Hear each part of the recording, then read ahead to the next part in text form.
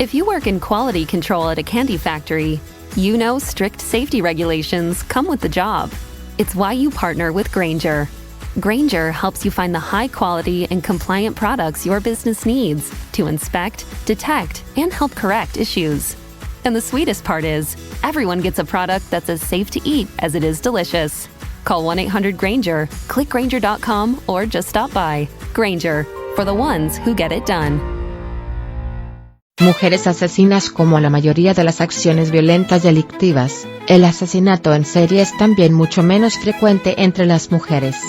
Por supuesto que hay casos célebres en la historia antigua como la famosa condesa de Bathory, que se bañaba en la sangre de doncellas víctimas para preservar la juventud, y en la crónica negra española del pasado siglo la envenenadora de Valencia, ver cuadro 1. Pero las estadísticas revelan que por cada asesina en serie hay muchos más hombres que presentan esta tendencia homicida tan deplorable. Esa diferencia por sexos varía según los estudios. Se ha encontrado una proporción que oscila entre 6 y 15 hombres por cada mujer. Cuadro 1. La envenenadora de Valencia. La escritora Cynthia Tani escribió acerca de esta mujer y de otras muchas asesinas. Lo hizo con rigor y con sensibilidad. En su retrato de esta desgraciada mujer vemos su dura infancia en un pueblo castellonense en la posguerra española, y sus cualidades innatas, que hubieran podido servirle de mucho si sus deseos hubieran buscado la rectitud y la vinculación sincera con los demás. Pilar era incansable, escribe Cynthia Tani, la inactividad le hacía sentirse mal. Además, tenía un carácter alegre y sociable y le gustaba la compañía de la gente. En la pequeña comunidad en la que vivía era muy popular. Quizá porque el ansia de suscitar admiración y recibir alabanzas por parte de la gente la hacía exageradamente amable y comprensiva con todo el mundo. Estaba dotada de una particular intuición que la conducía allí donde la necesitaban y no se negaba nunca cuando alguien le pedía ayuda o sus servicios. ¿Qué salió mal, entonces? Porque esa generosidad se frustró cuando llegó a Valencia, a los 26 años 1954, y entró a servir a casa de familias pudientes. A mi modo de ver, existen en las biografías de los asesinos en serie puntos de inflexión que tienen la virtud de sacar a la luz un deseo irrenunciable por ser otra cosa, por cambiar de un modo drástico sus vidas. Creo que esto es particularmente cierto en el caso de las mujeres que actúan solas, no con cómplices masculinos, como el caso que se revisa luego en este capítulo. Pilar Prades entra a trabajar en casa de una familia que tiene una carnicería, el matrimonio formado por Enrique Villanova y su mujer Adela. Pilar pronto demuestra que es imprescindible, en especial cuando la señora ha de guardar cama por sus frecuentes cólicos. Ayuda en el negocio, cuida de la casa. En cierto sentido, ella manda ahí. Así que cuando Adela empieza a sentirse cada vez peor y muere en el hospital, Pilar tiene el camino expedito para confirmar ese gobierno. Solo que comete un error. Un día lleva a la tienda la bata de Adela, difunta ya. El marido, que no podía soportar su presencia agobiante en cada rincón de la casa, aprovecha para despedirla. Pronto halla un nuevo hogar, un médico afamado, Manuel Berenguer, y su esposa, con 2 hijos y una cocinera. Pilar Prades ya ha iniciado un camino que no puede detener. Envenena a la cocinera como antes lo hizo con la señora Adela. La razón es que su compañera en el hogar de los Berenguer le disputa un posible novio y no le permite destacar en sus trabajos domésticos ante los amos. E intenta también matar a la señora de la casa, cuando la cocinera está en el hospital, reponiéndose. El doctor Berenguer la descubre al comprobar que los síntomas que presenta su mujer casi moribunda coinciden con el envenenamiento.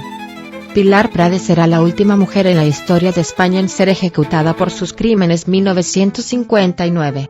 El tratamiento cinematográfico de este hecho realizado por Pedro Costa para su extraordinaria serie La huella del crimen con Terele Pavés en el papel de la envenenadora subraya la miseria y la marginación como motores de esa tragedia. Aprecio esa idea como realidad global de la España de esa época, pero es un error entender esto como la causa real de esas muertes. Pilar Prades tiene comida en abundancia y, aunque trabaja mucho, vive en un ambiente que muchos españoles de la época desearían para sí. En casa del médico hay cocinera, su trabajo es pesado, pero con sus dotes hubiera podido tener cada vez una posición más cómoda. No, Pilar Prades quería ser alguien diferente, quería ser la dueña. Y por eso mató y murió. perfil de la asesina en serie. Un estudioso del homicidio múltiple, Eric E. Kay, analizó, en 1997, 34 casos de asesinas en serie de Estados Unidos que habían actuado entre los años 1795 y 1988, y encontró que la mitad de ellas habían contado con un cómplice masculino, lo que las separa notablemente de los hombres, mucho más proclives a actuar en solitario. El promedio de edad de las mujeres era de 33 años. 6 de ellas eran enfermeras. El motivo fundamental era el lucro para las 3/4 partes de esas 34 mujeres. El método empleado que más destacaba era el envenenamiento. Y a diferencia de nuevo de los hombres, las mujeres solían matar a personas que conocían previamente. Estas víctimas preferentes resultaron ser, de acuerdo con otro estudio, personas con poca capacidad de defensa como niños y ancianos, o bien víctimas muy confiadas como los maridos. Un año después, en 1998, otros 2 investigadores, Wilson y Hilton, analizaron un número mucho mayor de asesinas seriales, 105, y confirmaron el hecho de que el veneno es el arma favorita para llevar a cabo los crímenes. En relación con esto, un dato valioso que aportaron fue que ese método de asesinar estaba relacionado con el tiempo que tardaba la policía en aprenderlas. Por lo general, las mujeres que envenenan tardan más tiempo en ser capturadas que las que emplean otros métodos como disparo por arma de fuego o estrangulación. 2 autores relevantes del estudio del homicidio múltiple, Holmes y Holmes, crearon una tipología de asesinas seriales que guarda un gran parecido con la que propusimos en el capítulo 1 para clasificar a los homicidios varones. La categoría más frecuente de asesinas es la motivada por el lucro, donde tenemos que encuadrar a las viudas negras, que acumulan maridos y cuentas corrientes. En cambio, los autores hallaron pocos ejemplos de mujeres motivadas por el sexo y el sadismo. Más habituales son las mujeres ávidas de ejercer control y dominio sobre las víctimas. Un ejemplo característico de asesina serial motivada por el ejercicio del poder es la enfermera que ayuda a enviar al otro mundo al paciente que está bajo sus cuidados, conocida como ángel de la muerte. En ocasiones, los ángeles son masculinos, aunque el propósito y psicología del crimen sean semejantes. El cuadro 2 ilustra el ejemplo más reciente en esta modalidad, protagonizado por un hombre. Cuadro 2 Benjamin Gene. El 10 de mayo de 2006 toda la prensa internacional se hizo eco de una sentencia. Benjamin Gene, un enfermero que prestó sus servicios en el Hospital General Orton de Oxfordshire en los años 2003 y 2004, había sido condenado a 30 años de cárcel. Intentó matar a 17 personas, aunque solo lo consiguió en 2 ocasiones. Las otras 15 víctimas pasaron por momentos muy difíciles. Su método consistía en inyectarles drogas como insulina, relajantes musculares y sedantes que le causaban la parada de los músculos que permiten la respiración. El juez que le sentenció le dijo a Gene: parece que usted disfrutaba del sentimiento de tomar el control, pero debía de saber que estaba jugando con sus vidas. Durante el juicio escucharon a algunos testigos relatar cómo el enfermero había dicho que siempre hay un resucitado cuando estoy de servicio, lo que revelaba que Gene disfrutaba haciéndoles casi morir y luego salvándoles en el último momento.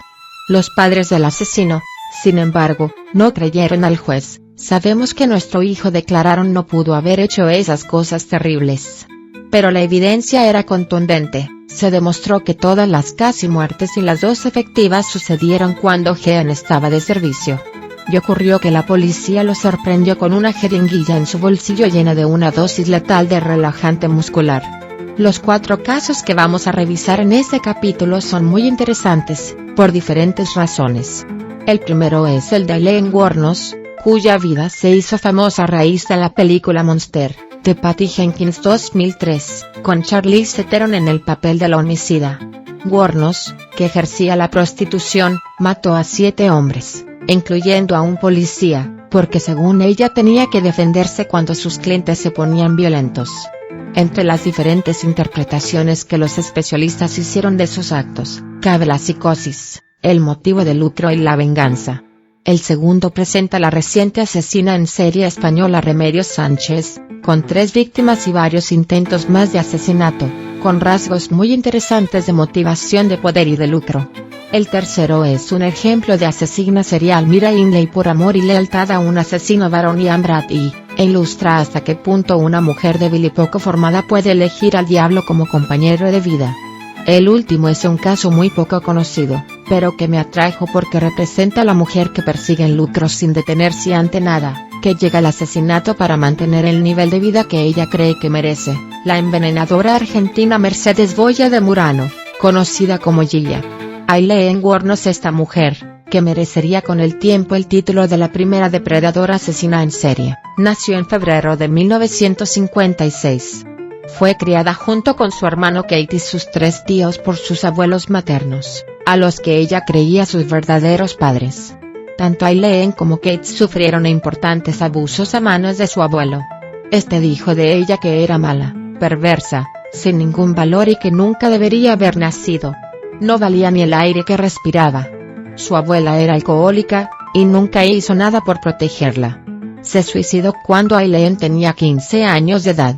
El padre de Aileen, que había dejado a su madre antes de que ella naciera, era un criminal violento, que después de una vida de brutalidad y alcohol acabó sus días colgado en una celda de la cárcel, donde estaba cumpliendo una condena de prisión perpetua por haber golpeado y violado a una niña. Con este bagaje, a nadie puede sorprender que desde joven Aileen fuera una mala estudiante y que tuviera ataques de agresividad incontrolables. En su adolescencia se acostaba con sus compañeros de escuela a cambio de cigarrillos. A los 15 años dio a luz a un niño que fue entregado en adopción. Con él tiempo la gente de la pequeña ciudad en la que vivía la había tildado de puta, y ella no tardó en dedicarse profesionalmente a la prostitución.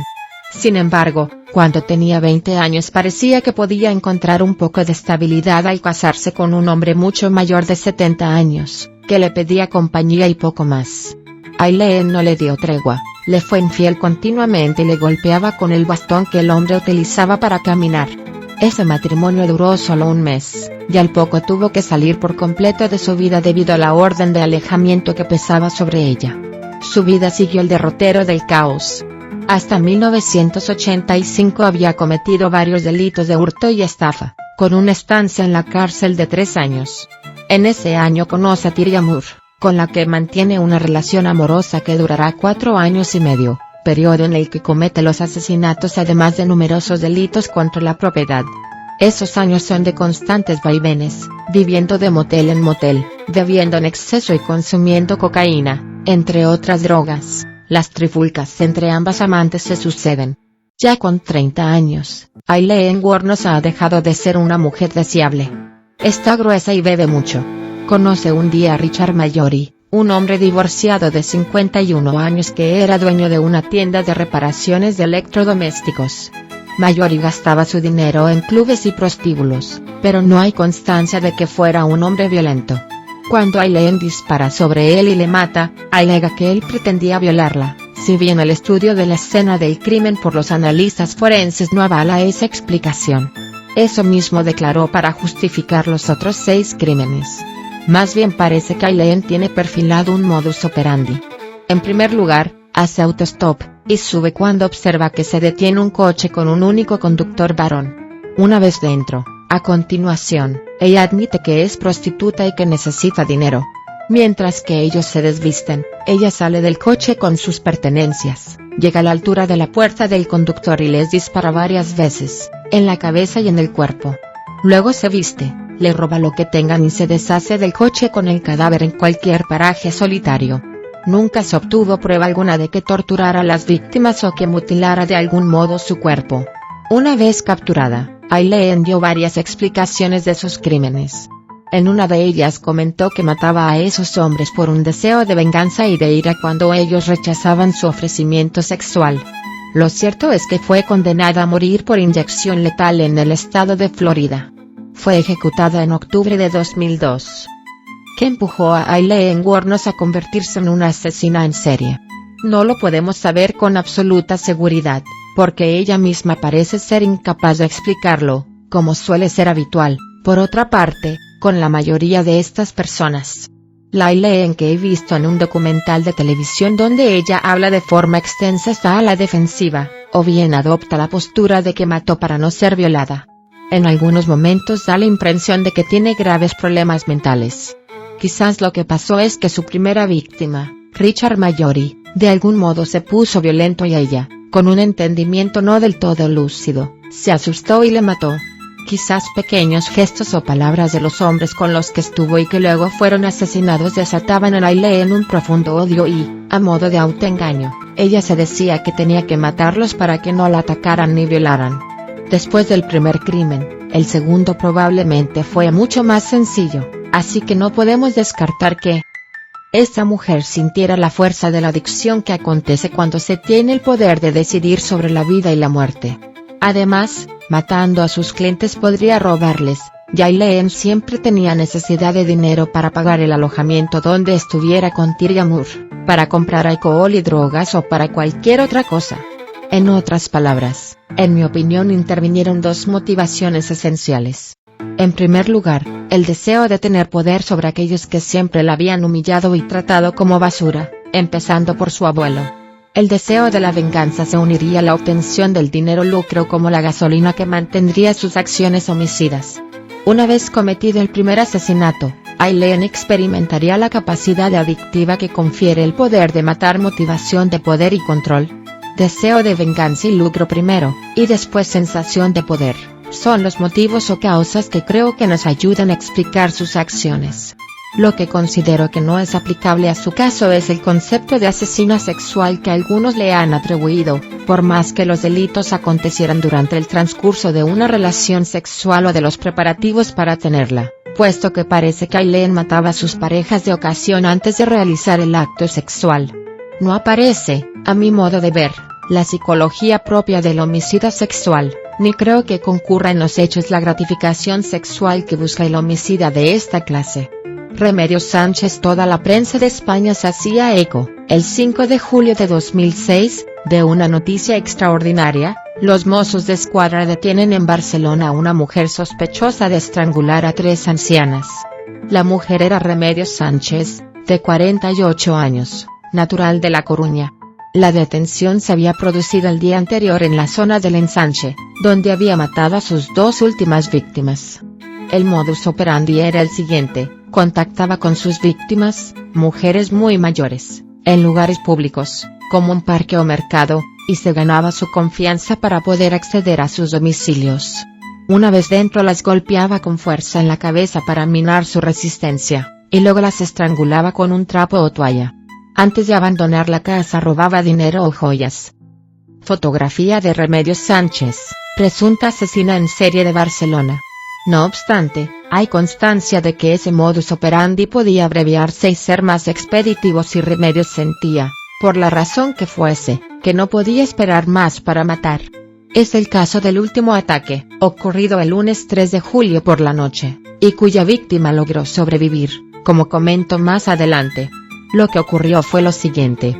Una anciana, Montserrat, estaba sola en casa cuando Remedios, por el interfono, desde la calle, le dijo que le abriera porque tenía que dejar un paquete en casa de una vecina.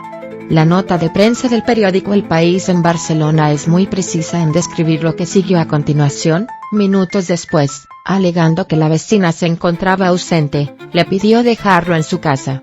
Una vez en su domicilio, la asesina le propinó varios golpes en la cabeza y la dejó semi-inconsciente para, a continuación, tratar de estrangularla. La mujer creyó que la anciana estaba muerta, la dejó tendida en el suelo y se fue. Cuando escribo estas líneas, el sumario sigue todavía abierto. Hasta la fecha, parece que sus crímenes se concretan en un asesinato frustrado y 3 consumados. La primera víctima fue asesinada el 10 de junio. 2 amigas ancianas, Josefa y Dolores, se encuentran en casa de esta última. Remedios ya está allí, porque con sus buenas formas ha logrado unas horas antes que Dolores la invite a subir a su piso. La suerte se alía con Dolores, porque todo parece indicar que Remedios ve más accesible a Josefa, así que ese día se marcha después de charlar con las 2 amigas. Días después acude a casa de Josefa, y cuando ella menos se lo espera, Remedios la golpea en el cráneo y luego la estrangula ayudándose de un tapete. La segunda víctima se llamaba Adelaida, de 95 años, y era el 30 de junio. Había sido estrangulado con una toalla. La asesina se llevó su monedero. Con esta mujer empezó una secuencia de 3 asaltos, uno de los cuales, por fortuna, no concluyó en el fallecimiento de la agredida. La víctima afortunada, de nombre Montserrat, a la que antes mencioné, vivió la peor experiencia de su vida el 3 de julio, cuando Remedios intentó estrangularla con una toalla. La mujer, de 84 años, fue golpeada con mucha violencia, y eso la salvó, puesto que perdió la conciencia y engañó a su agresora, quien la creyó muerta. Al poco tiempo, sin embargo, la anciana se recuperó y pudo accionar el dispositivo de emergencia que llevaba al cuello. Un día antes María no tuvo tanta suerte. Esta mujer era la menos longeva de todas, 76 años, pero aún así nada pudo hacer ante la robusta asesina, y fue estrangulada con un trapo. De acuerdo con la testigo Dolores, el modo en que Remedios merodeaba por la casa de sus víctimas era notable, haciendo con naturalidad un registro de los objetos valiosos que pudiera ver en el hogar. Al final comenta Dolores, recordando el encuentro con esa mujer en el que presentó a su amiga y primera víctima de la asesina: Josefa estuvo conmigo cerca de 4 horas. Comimos patatas y callos y estuvimos charlando en una larga sobremesa. Luego recogió la mesa y hasta fregó los platos. Después tomamos un café, se encendió un cigarrillo y, en lugar de fumárselo en el balcón, como me dijo que iba a hacer, lo hizo en una habitación. Según el periodista Héctor Marín, cuando fue detenida Remedios Sánchez estaba jugando en una máquina tragaperras, y se sabe que era una cliente asidua de un bingo cercano al restaurante bar donde trabajaba, de nombre Cebreiro, en la calle Balmes. Sus dueños, consternados al saber la noticia, declararon: era una buenísima persona, amiga de todos, muy equilibrada y tranquila. Nunca tuvo una mala palabra con nadie, ni siquiera un mal gesto. Es la trabajadora más noble que he tenido en 35 años. Si tenía que hacer 2 cosas, hacía 3. La captura se produjo el martes 4 de julio. La asesina obró con notable impericia, ya que al matar a la amiga de Dolores esta tenía muchas posibilidades de atar cabos, y qué duda cabe que podría dar una descripción bien precisa de Remedios. Por otra parte, la policía contaba con 2 fotos donde aparecía su rostro. Una había sido tomada en un cajero automático, y la otra la mostraba en un andén del metro. Esta mujer cometió innumerables errores que dejaban muy clara la senda para encontrarla. Uno de los mayores fue pagar con la tarjeta de crédito de su última víctima una cuenta en el bingo donde solía jugar. Al final, la policía averiguó su número de teléfono por mediación de un compañero de trabajo del bar donde ella estaba empleada, y mediante el sistema de localización por satélite del código email, supieron exactamente la zona donde se hallaba. La detuvieron cuando estaba jugando en una máquina tragaperras. ¿Quién era esta mujer? De acuerdo con el reportaje de Héctor Marín, Remedios hacía más de 30 años que residía en Barcelona, procedente de un municipio muy pequeño y humilde de La Coruña. Su familia vivía con lo poco que sacaba de la agricultura. Después de instalarse, hizo valer su laboriosidad y trabajó en diferentes bares y casas de comida como cocinera. Con el tiempo, desarrolló una gran afición al juego, y en ocasiones pedía dinero prestado para poder jugar. 1 año y medio antes de los crímenes, se divorció de su marido, pero hacía varios años que no se relacionaba con él ni con sus 2 hijos, que tenían en torno a los 20 años. Durante un par de años había compartido el piso con un taxista, pero este se había marchado meses antes. Cuando fue entrevistado reconoció que nada en ella la convertía en sospechosa de ser una homicida. Cuando fue llevada a su domicilio a realizar la inspección ocular, Remedios se negó a entrar y hubo de ser introducida en volandas. Me sorprendió esa reacción por su parte. Ella, una mujer todo cordialidad, e incluso reconocida por paradojas del destino los policías que iban a desayunar a su bar, y que ahora tenían que forzarla a que les acompañara en el registro de su hogar. Allí halló la policía joyas y carteras de sus víctimas. Remedios Sánchez vivía en la calle Mos en Quintí Mallofré, en el populoso barrio de Sant Andreu. En la imagen que figura en este libro se puede observar la geografía de los diferentes escenarios del crimen. Es notable lo que acontece en relación con los lugares que Remedios escoge para matar. Su primer asesinato Josefa lo hace en su propio barrio, Nou Barris, en el noreste de Barcelona. Es el día 10 de junio. Sin embargo, cuando vuelve a matar el día 30 de ese mes a Adelaida, Lo hace bien lejos de su residencia, pero no muy lejos de donde trabaja, en la calle Balmes, y mucho más cerca del bingo de la calle Provenza junto al Paseo de Gracia donde la policía autonómica la detuvo. En realidad los asaltos 2, 3 y 4 los lleva a cabo en la Barcelona del Ensanche, a donde Remedios podía acceder fácilmente desde su trabajo, a la salida sobre las 5 de la tarde, y desde los lugares de recreo que frecuentaba. La investigación sobre los desplazamientos de los asesinos en serie nos indica que el primer crimen se suele llevar a cabo en una zona más próxima del lugar donde se reside. No tan cerca como para que todo el mundo la reconozca y pueda dar fe de sus movimientos y acciones si hay una investigación, pero tampoco tan lejos como para sentirse incómoda por desconocer por completo el lugar donde piensa ejecutar su plan. Es notable que Remedios se ajuste tan bien a este modelo porque la investigación a la que antes aludía se ha realizado sobre todo con asesinos y violadores que han de exponerse a realizar un ataque violento en la vía pública, o al menos una acción intimidatoria para controlar a la víctima. En cambio, en el proceder de Remedios no se corre tal riesgo, ya que la violencia solo se ejercía en el domicilio de las mujeres a las que engañaba. Ahora bien, no puede descartarse que aun en estos casos donde el asesino no ha de obrar con violencia delante de todos, existe el riesgo de que se le reconozca como una de las últimas personas con las que la víctima tuvo relación. Y sin duda esto se minimiza mucho si las agresiones se producen en barrios ajenos. Las 3 últimas acciones homicidas de Remedios Sánchez están lejos de su domicilio, pero relativamente cercanas a sus lugares de trabajo y de ocio. No cabe duda de que podemos decir que su base de operaciones cambió a partir del primer asesinato. En la terminología del perfil geográfico revisado en el capítulo 7, Remedios Sánchez actuó como una merodeadora en esa primera ocasión, y como una viajera en la segunda. En el primer modelo, el agresor sale de su casa, ataca en una zona relativamente cerca pero no muy cerca, y regresa a la seguridad de su hogar. En el segundo modelo, el agresor se aleja mucho de su casa y acude a un lugar que conoce por las actividades rutinarias que lleva a cabo de ocio o de trabajo, donde realiza los ataques. Después regresa a su casa. ¿Qué impulsa a Remedios a cometer esos actos tan incomprensibles?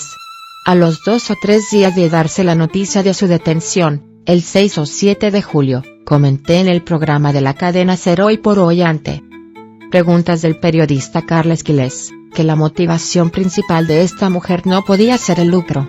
El día 19 de julio la prensa se hacía eco de la opinión de la policía autonómica en la que confirmaban mi apreciación, el objetivo era matar, titulaba el rotativo La Vanguardia de ese día, y continuaba, su ansiedad se demostraba únicamente en el acto del asesinato, en el de dar muerte a su víctima, que sería, según las pesquisas policiales, su verdadero y casi único objetivo. ¿Por qué llegué a esa conclusión en fecha tan temprana? Fundamentalmente por la victimología y el modus operandi. El análisis de las víctimas nos revela que difícilmente podrían tener una fuerte suma de dinero en metálico o en joyas con las que satisfacer deudas importantes. Era mucho trabajo para tan poco beneficio.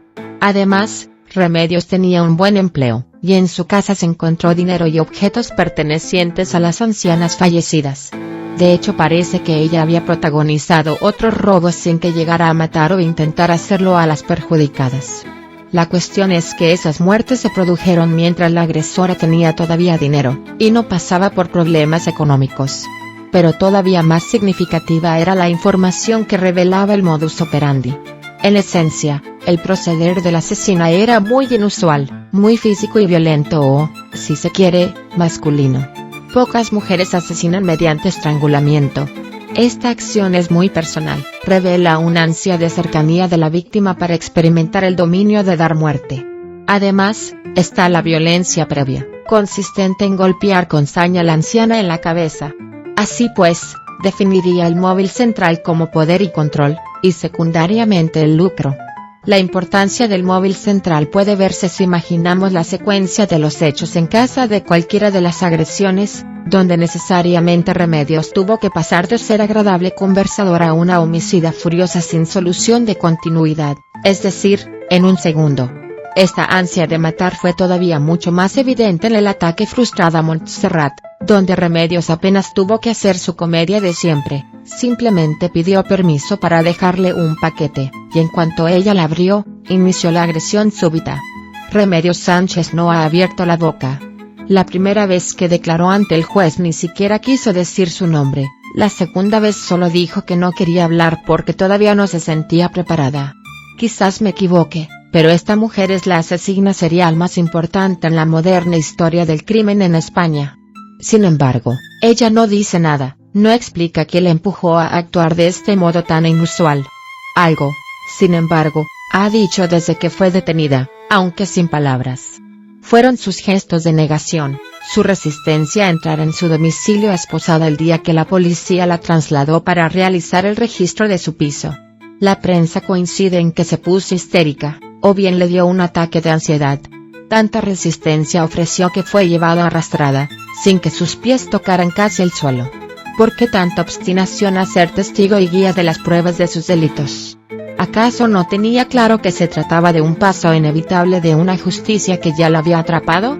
Mi opinión es que en ese momento tuvo plena conciencia no de los crímenes que había cometido, sino de que la vida que ella había elegido vivir, excelente cocinera, jugadora y mujer plenamente integrada con dos naturalezas, la oculta y la pública, había al fin terminado. Su deseo de matar había sido intenso, pero hacía poco que había surgido. La secuencia de muertes se había acelerado al ritmo de su compulsión, 3 homicidios, uno frustrado en 5 días, desde el 30 de junio hasta el 3 de julio. Remedios Sánchez ya era otra persona en esos días. Todos los asesinos en serie matan para aspirar a una vida nueva, más acorde con su esencia psicológica. En su apartamento, ante sus ojos, esa vida ya no existía. Y solo esperaba la cárcel.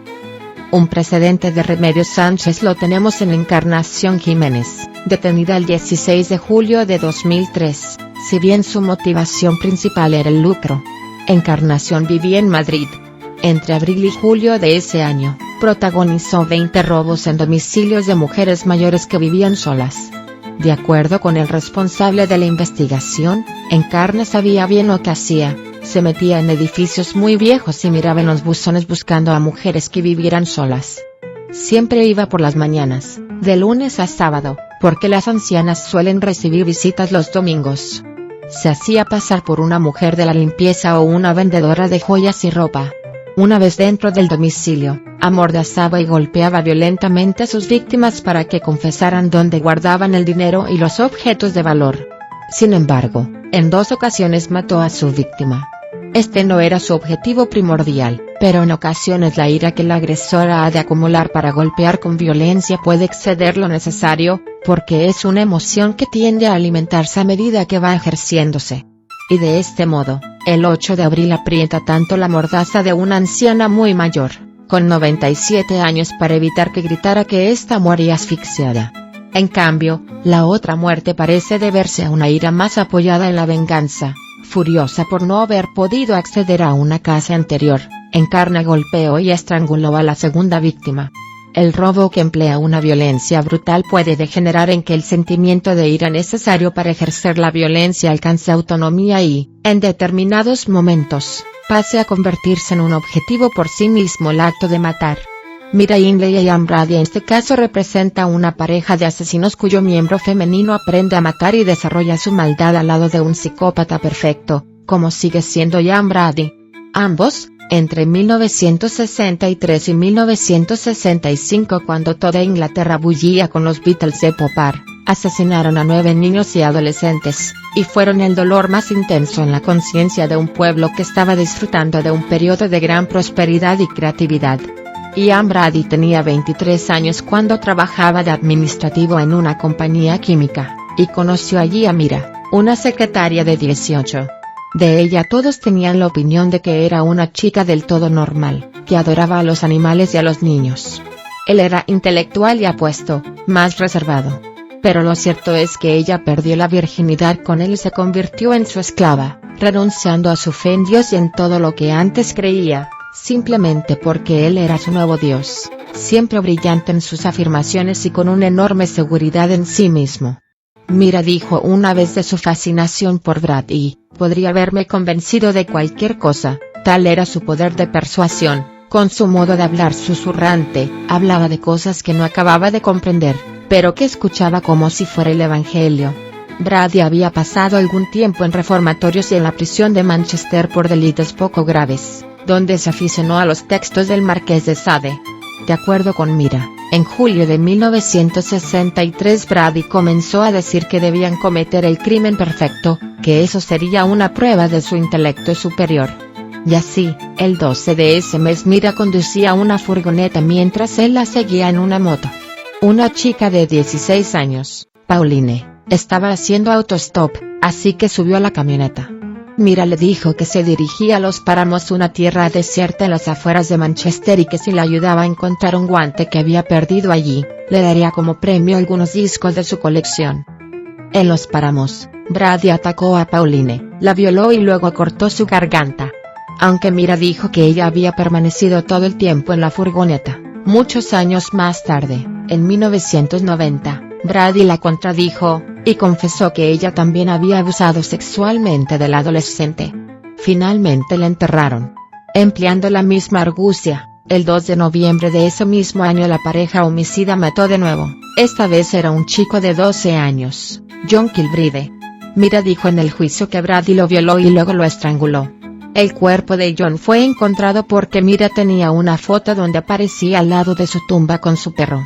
Cuando la policía le dijo a Mira que su perro había muerto mientras estaba en la perrera, ella replicó: "Son todos unos asesinos sangrientos". El 16 de junio de 1964 mataron a otro chico de 12 años, Keith Bennett, con el mismo modus operandi. Su cadáver nunca fue descubierto, ya que ni siquiera los propios asesinos pudieron localizar el lugar de Los Páramos donde lo enterraron. Un año y medio después, introdujeron una variación sustancial en su sistema de matar. Secuestraron a la niña de 10 años Leslie Ann Downey y la llevaron a su casa. Ahí Brady montó un equipo de fotografía con focos de iluminación y la obligó a posar de forma pornográfica. Luego encendió una grabadora para registrar sus gritos mientras la violaba. De acuerdo con la confesión que hizo en 1990 Brady, Miller insistió en matar a Leslie con sus propias manos, estrangulándola con un lazo de seda, que luego llevaba en público con mucho placer.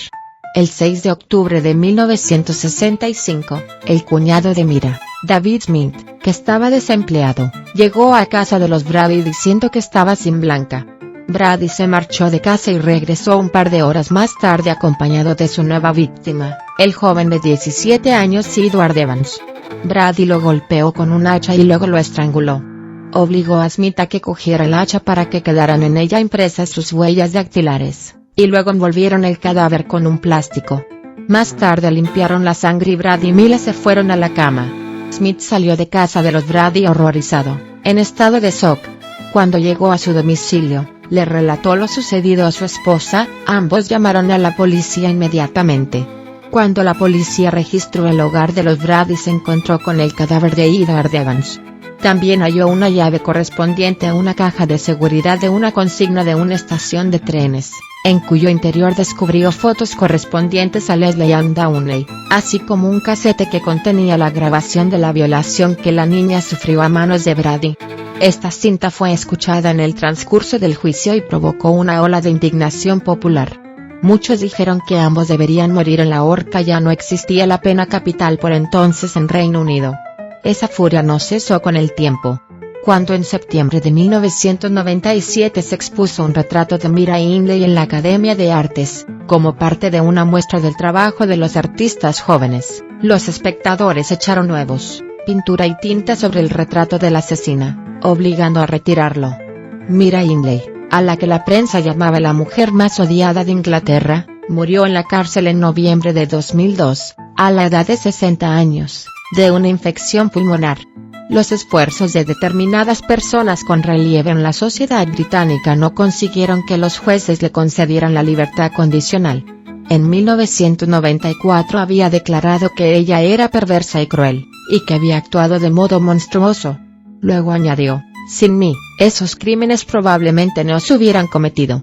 En la cárcel obtuvo una licenciatura en Humanidades y se hizo devota de la fe católica. Muchos dijeron que ella se había arrepentido sinceramente de su terrible pasado. Poco antes de morir había pedido a los médicos que si dejaba de respirar no intentaran reanimarla. Ian Brady todavía está encarcelado y escribió hace poco un libro titulado Las puertas de Jano, un análisis del asesinato serial, de cuyo contenido hablaremos en el último capítulo de esta obra. Té y pastas con Gilla. Disfruté mucho cuando leí un artículo, obra de Leila Guerrero, escritora y periodista de comentarios sutiles y una profunda psicología en su descripción de personajes y situaciones. El artículo narraba diversos encuentros con una envenenadora, Gilla, una vez que ésta había vuelto a disfrutar de la libertad, después de pasar recluida en la cárcel 13 años de su vida. Otra cosa que me interesó es que Guerrero citaba un libro del que ya tenía referencias, pero del que solo había podido leer unos extractos. El libro era Mi madre, Gilla Murano, ya había sido escrito por su hijo Martín. A continuación resumo los acontecimientos narrados por Leila Guerrero. Este suceso criminal ocurrió en Buenos Aires, Argentina, entre el 11 de febrero y el 24 de marzo de 1979. 3 mujeres y amigas entre sí murieron presentando síntomas de envenenamiento por cianuro, lágrimas, temblores, vómitos, náuseas. El cuerpo llora, la sangre se torna rojo encendido y el aire expirado tiene el olor de las almendras amargas. Los músculos, por falta de oxigenación, se vuelven oscuros, amoratados. Estas 3 mujeres tenían relación con una cuarta, Mercedes Apuente de Murano, conocida por todos como Gilli o Gilla Murano, nacida en la provincia de Corrientes en 1930, casada con el abogado Antonio Murano, y residente en el elegante barrio de Montserrat de Buenos Aires. Su vida era plácida y sofisticada, con tertulias elegantes en las confiterías o salones de té a la inglesa. Eso duró hasta 1979, cuando un comisario de policía entró en su apartamento y le dijo: «Señora, nos va a tener que acompañar». ¿Qué sucedió entre medias? Sucedió que en 1979, bajo el dictado del régimen militar, los intereses que ofrecían los bancos eran muy altos, y unos pocos pesos se convertían en muchos dólares en un breve plazo de tiempo. Y Gilla, con su título de maestra que nunca ejerció, decidió sacar pingües beneficios de la situación. Recibía dinero de sus amigas, lo colocaba en algún plazo fijo no demasiado oficial, y devolvía capital más intereses a cambio de una comisión. Hubo 3 amigas suyas que le dejaron mucho dinero: Nilda Gamba, concuñada y vecina; Lelia Formisano de Ayala, muy amiga de Nilda; y Carmen Zulema del Giorgo, prima segunda de Gilla, felices por la expectativa de ganar buena plata sin otra cosa que hacer que entregar una cantidad y sentarse a esperar. Al principio Gilla cumplió, pero con el correr de los meses empezó a retrasarse con los pagos.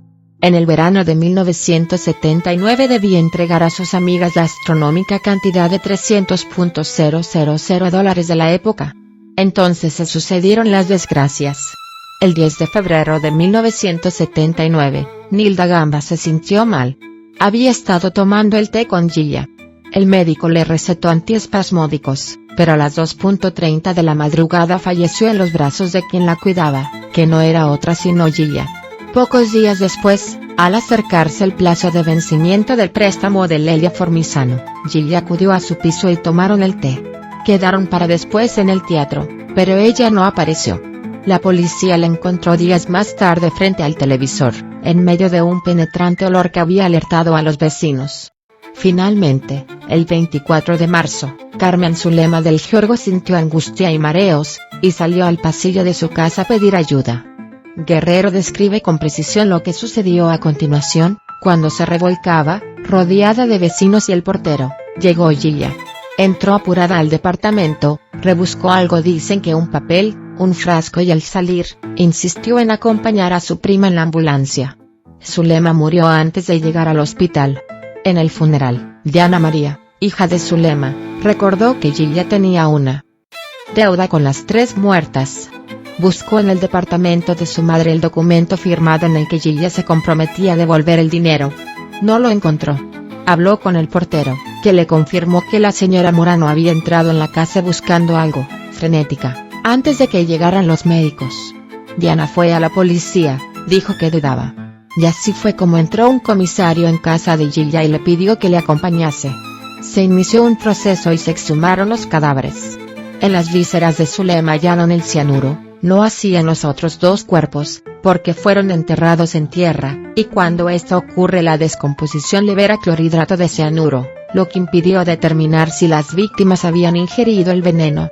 Fue juzgada y acusada por el asesinato de las 3 mujeres y estuvo presa entre 1979 y 1982. Ese año fue liberada por falta de testigos directos de los crímenes y pasó 3 en libertad, hasta que en 1985 la Cámara de Apelaciones la consideró culpable, la acusó de homicidio calificado con veneno, reiterado en 3 oportunidades, y estafa al patrimonio de las 3 mujeres. La condenaron a cadena perpetua. Se dio por probado que el veneno estaba en las pastas o las tazas de té. 10 años más tarde, en noviembre de 1995, beneficiada por una conmutación de penas, salió en libertad. Se presentó en varios programas de televisión, proclamando que era inocente. Después, durante mucho tiempo, Gillia Murano desapareció. Pero apareció en 2005, cuando la escritora Leila Guerrero, a la que seguimos en este apartado, la llamó y concertó varias citas con ella. Lo que me interesa de la descripción que hace de Gillia es el tipo de persona que muestra detrás de las elegantes mesas de los salones de té, unido a lo que su hijo Martín dice de su madre, en el libro ya mencionado, que ella le confesó ser la asesina de esas 3 mujeres. Que Gillia era siempre teatral, fría, manipuladora y sumamente egoísta. La describe como a una mujer afecta a gastar dinero, llena de amantes a los que visitaba llevándolo con ella y obligándolo a llamarlos tío. Gillia protesta ante Lela. Solo confiesa haber matado a su madre y a su marido, del disgusto que tuvieron que soportar durante años por su causa penal. Pero la escritora, sentada con ella en una confitería, delante de unas pastas y té, persiste. Martín dice que usted le confesó que el veneno estaba en los saquitos de té. Da un respingo, responde indignada, como en los saquitos de té. Si jamás se lo dije. Jamás se lo dije, dice, y sobre la mesa se esparce un silencio difícil. Un silencio difícil, porque esa declaración de si jamás se lo dije, está lejos de ser una airada protesta de inocencia. Pero la conversación sigue, y hablan de que Martín en verdad no es hijo de su marido o, como mínimo, no está segura, sino de un amante que tuvo durante años, Héctor, quien la apoyó siempre y que, al igual que su marido, falleció mientras estaba presa. Hace 3 años que Gillia se volvió a casar, esta vez es un invidente de 80 años, Julio, que la precisa para todo. Una vez me preguntaron, dice el hombre ante Gillia y Leila Guerrero, si yo no tenía miedo de estar con ella. No, miedo no. Nunca tuve miedo. Julio toma muchas pastillas a causa de la edad, la salud y la vista. Gillia le administra los medicamentos, el dinero y en verdad toda la vida. Ella hace tiempo que dejó de ser hermosa, tiene 75 años y una operación motivada por un aneurisma la ha desfigurado, se lleva la mano al lado izquierdo, sobre la frente. El pelo ralo, rubio, se aparta como una cortina mustia y se ve una hondonada bajo la piel clara producto de su operación. Le quitaron parte del hueso que recubre la masa encefálica, de modo que ahora solo la piel crujiente separa esa masa suave, rosada, del mundo exterior. Gillia no tiene problemas de conciencia. Es inocente. En la cárcel fue tratada de modo exquisito. Yo, según dice, la sostuvo. No necesitó atención psiquiátrica. Me acuesto y duermo como un angelito. Cuando el matrimonio y Leila se despiden, Gillia reprende a su marido para que no diga cosas inconvenientes. Él la llama mamá, y se deshace en disculpas. El toque femenino. Las mujeres que cometen varios asesinatos no suelen manifestar sadismo, la tortura de sus víctimas es un fenómeno muy raro. La excepción es cuando actúa en complicidad con un hombre, como en el caso de Miraín Leia y Ambrat y también en los crímenes de Charlene y Gerald Gallego, comentados en el capítulo 1. Según hemos visto, las mujeres matan a personas que conocen, muchas veces de su círculo familiar o de amistades. Gillia Murano, si creemos a las evidencias y a la justicia que la condenó, manipuló, engañó y finalmente mató a sus 3 amigas. El retrato que hace su hijo Martín se ajusta bien a los rasgos de una psicópata: encanto superficial, capacidad de engañar y de simular sentimientos nobles, ausencia de remordimientos y de conciencia. La meta última es sobrevivir, y ella lo hace tanto fuera como dentro de la cárcel sin perder la compostura. Se entiende que el veneno sea el instrumento favorito para matar. Requiere cercanía a la víctima y confianza en quien lo ingiere. Por eso los casos de Aileen Wuornos y Remedios Sánchez son inusuales, y hasta cierto punto nos presentan una imagen nueva y masculinizada del asesino serial. Aileen mata en un típico escenario de asesinos varones, es casi el mismo proceder que el que empleó el camionero alemán, Volker Eckert mencionado en el capítulo 7, en sus crímenes de prostitutas en España y Francia. Aquí las mujeres, desprevenidas, entran en su camión. En el caso de Aileen Wuornos, ella es la que entra en los coches de sus víctimas, que quizás esperan tener una inofensiva aventura sexual. Eckert las estrangula, mientras que Aileen las tirotea. Ella mata en parte por dinero, él no. Pero el espacio físico es impersonal, idéntico. Asesino y víctima no se conocen. En ambos escenarios el silencio del bosque asiste indiferente al sacrificio humano. Claro está que Aileen no se lleva ningún trofeo a modo de recuerdo de los crímenes. La ira preside sus acciones, no hay sexualidad enfermiza detrás de ellas, algo que sí constatamos en el asesino alemán, con la cabina de su camión llena de fotos de las chicas y mechones de pelo guardados en una caja para revivir el momento de la violencia y la muerte. Aileen, no obstante, camina un paso hacia adelante que la aleja del toque femenino del asesinato serial, que busca la cercanía y la ausencia de una violencia explícita directa. Igualmente, en Remedios Sánchez vemos cómo la evolución de la sociedad va perfilando también a sus asesinos. Si Estados Unidos es un ejemplo de sociedad fragmentada e individualista, en España también avanzamos en ese camino, y cada vez hay más mujeres que viven solas o al menos sin un marido o compañero. Son jóvenes y viejas, porque a las que viven separadas con hijos o sin ellos se suman las viudas que cada vez disfrutan de más años debido al desarrollo de la medicina. Una mujer sola, o con sus hijos ya crecidos ausentes, o pasando temporadas con su padre, es una víctima muy vulnerable. Pero sobre todo son vulnerables las ancianas, casi siempre solas. Remedios se convierte en su cazadora. Ella es la vocera de la muerte en esta época de puertas cerradas y mujeres longevas atemorizadas, cuyos hijos en el mejor de los casos las visitan o llaman de vez en cuando. Aquí el veneno no ha lugar, es lento, requiere paciencia y trato. Remedios prescinde del toque femenino, y actúa como lo haría un hombre, golpea con fuerza en la cabeza y luego estrangula.